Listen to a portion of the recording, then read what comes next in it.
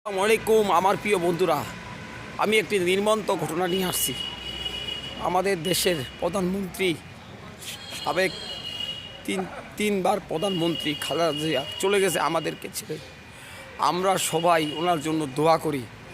আমি মানবিক কাজ করি, এই মানবিক কাজের আমার বিবেকে বলতেছে উনি কোনো দোষ করেনি। আমাদের বেগম তিনবার প্রেসিডেন্ট, তিনবার প্রধানমন্ত্রী খালেদা জিয়া এবং আমাদের মা সবাই, উনি দেশ ছাড়ি পালায়নি। উনি বলছে আমি দেশ ছাড়ি যাব না।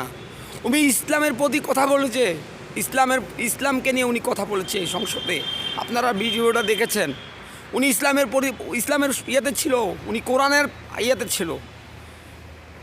ওনাকে আল্লাহ যথেষ্ট সম্মান দিয়েছে, কিন্তু ওনাকে জেলখানায় রাখে, ওনাকে ধুকে মারা হয়েছে।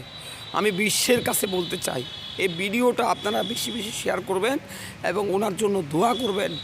উনি যেন আল্লাহ তাআলা ওনাকে ব্যস্ত নসিব করে এবং ওনার উনি যে জিনিসটা দেখাই দিয়ে গেছে বাংলাদেশ থেকে উনি যায়নি, বাংলাদেশে ওনার মৃত্যু হয়েছে। উনি বলেছে আমি দেশ ছেড়ে যাব না, আমার বাংলাদেশ আমি ছেড়ে কোথায় যাব না। সেইটা হয়েছে। আমাদের বেগম মা, আমাদের নেত্রী, ওনার মৃত্যু বাংলাদেশেও হয়েছে।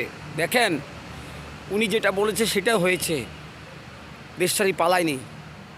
যারা পালাইছে তারা জীবনে আর বাংলাদেশে আসতে পারবে না, পা রাখতে পারবে না।